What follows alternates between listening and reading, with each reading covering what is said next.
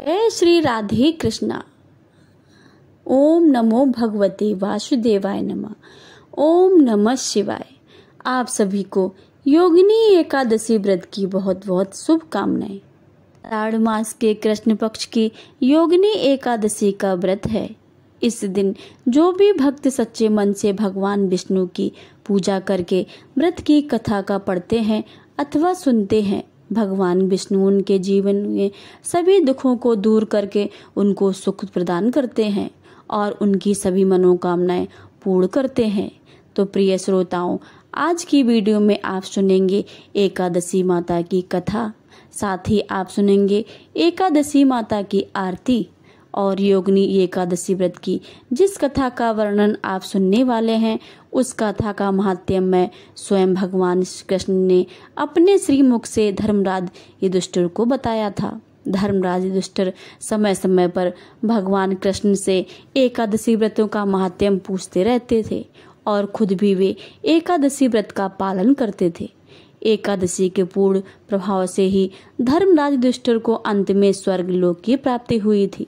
तो आइए आज कथा का रसपान करते हैं योगिनी एकादशी व्रत की पौराणिक कथा। कथा के अनुसार महाभारत काल के समय की बात है। एक बार धर्मराज युधिष्ठिर ने भगवान वासुदेव से कहा कि हे त्रिलोकीनाथ, ने ज्येष्ठ मास के शुक्ल पक्ष की निर्जला एकादशी व्रत की कथा सुनी है। अब आप कृपा करके आषाढ़ मास के कृष्ण पक्ष की एकादशी की कथा भी सुनाइए। इस एकादशी का नाम तथा महत्व क्या है सो मुझे विस्तार से बताइए। भगवान कृष्ण ने धर्मराज युधिष्ठिर के प्रश्नों का उत्तर देते हुए इस प्रकार कहा कि हे पांडु पुत्र, आषाढ़ महीने के कृष्ण पक्ष की एकादशी का नाम योगिनी एकादशी है।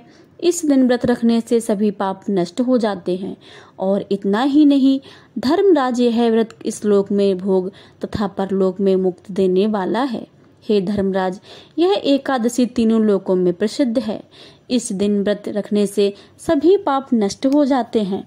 धर्मराज, अब मैं तुम्हें पुराणों में वर्णित योगिनी एकादशी व्रत की कथा सुनाता हूँ। ध्यान पूर्वक श्रवण करो। कुबेर नाम के एक राजा अलकापुरी नामक के नगरी में राज करते थे। वे सदा भगवान शिव की भक्ति में तत्पर रहने वाले हैं। उनके हेममाली नाम का एक यक्ष सेवक था जो पूजा के लिए फूल लाया करता था। हेममाली की पत्नी बड़ी ही सुंदर थी। उनका नाम विशालाक्षी था। यह यक्ष कामपास में आबद्ध होकर सदा अपनी पत्नी से आसक्त रहता था। एक दिन की बात है, हेममाली मानसरोवर के फूल लाकर अपने घर में ही ठहर गया और पत्नी के प्रेम में रसास्वादन करने लगा, अतः कुबेर के भवन में ना जा सका। इधर कुबेर मंदिर में बैठकर शिवजी का पूजन कर रहे थे। उन्होंने दोपहर तक फूल के आने की प्रतीक्षा की। जब पूजा के समय व्यतीत हो गया तो यक्षराज ने कुपित होकर सेवकों से कहा, यक्षों, दुरात्मा हेममाली को क्यों नहीं आ रहा है, इस बात का पता लगाओ। यक्ष ने कहा, राजन, वह तो पत्नी की कामना में आसक्त हो अपनी इच्छा के अनुसार घर में ही रमण कर रहा है। कुबेर ने तुरंत ही अपने सेवकों को भेजकर उस हेममाली को अपने समक्ष बुलाया। हेममाली भय से आकुल होकर तुरंत ही कुबेर महाराज के सामने उपस्थित हो गया। उसे देखकर कुबेर की आंखों में क्रोध से लाल हो गई। वे बोले, ओ पापी, ओ दुष्ट, ओ दुराचारी, तूने भगवान की अवहेलना की है, अतः कोढ़ से युक्त अपनी उस प्रियतमा से वियुक्त होकर इस स्थान से भ्रष्ट होकर अन्यत्र चला जाएगा। कुबेर के ऐसा कहने से ही वह उस स्थान से नीचे गिर गया। उस समय उसके हृदय में महान दुख हो रहा था। कोड़ों से सारा शरीर पीड़ित था, परंतु शिव पूजा के प्रभाव से उसकी स्मरण शक्ति लुप्त नहीं हुई थी। पातक से दवा होने पर भी वह अपने पूर्व कर्म को याद रखता था। तदंतर इधर उधर घूमता हुआ वह पर्वतों में श्रेष्ठ मेरुगिरि के शिखर पर गया। वहां उसे तपस्या के पुंज मुनिवर मार्कंडेय जी के दर्शन हुआ। पाप कर्मा यक्ष ने दूर से ही मुनि के चरणों में प्रणाम किया। मुनिवर मार्कंडेय ने उसे भय से कांपते हुए परोपकार की इच्छा से निकट बुलाया और कहा कि तुझे कोढ़ के रोग ने कैसे दबा लिया, तू क्यों इतना अधिक निंदनीय जान पड़ता है। यक्ष बोला, मैं महाराज कुबेर का अनुचर हूँ। प्रतिदिन भगवान शिव जी की पूजा के लिए मानसरोवर से कमल पुष्प लाकर कुबेर के भवन में पहुंचाना मेरा कर्म था। लेकिन एक दिन पत्नी के साथ रमण करते हुए मुझे समय का ज्ञान न रहा और पुष्प ले जाने में विलम्ब हो गया। इससे कुबेर महाराज ने क्रोधित होकर श्राप दे दिया और मैं कोढ़ से पीड़ित भगवान पत्नी के वियोग से दुखी होकर दर दर भटक रहा हूँ।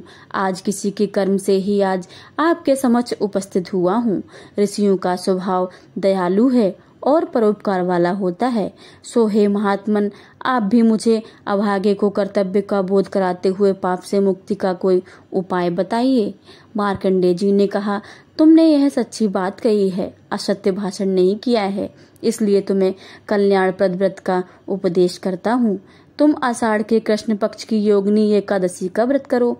इस व्रत के पुण्य से तुम्हारे कोढ़ निश्चय ही दूर हो जाएगा।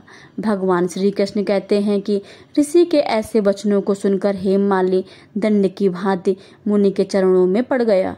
मुनि ने उसे उठाया, इससे उसको बड़ा हर्ष हुआ। मार्कंडेय जी के उपदेश से उसे योगिनी एकादशी व्रत किया और उसके शरीर का कोढ़ दूर हो गया। मुनि के कथा के अनुसार उस उत्तम व्रत का अनुष्ठान करने पर वह हेममाली पूर्ण सुखी हो गया।